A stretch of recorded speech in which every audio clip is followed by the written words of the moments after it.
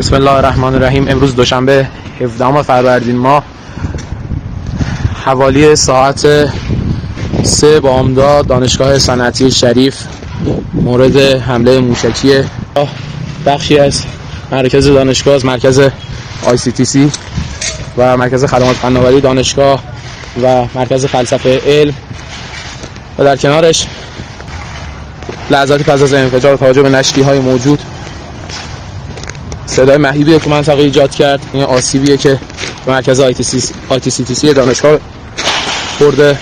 همطور که میبینید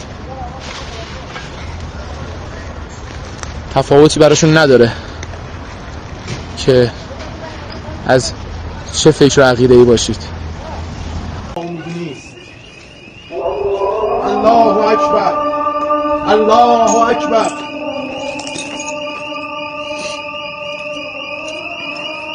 اینجا مسجد دانشگاه صنعتی شریف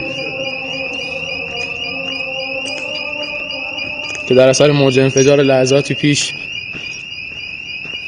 به این وضعیت در اومده. اینها علم و دین رو با هم هدف گرفتن. اینجا روزی محل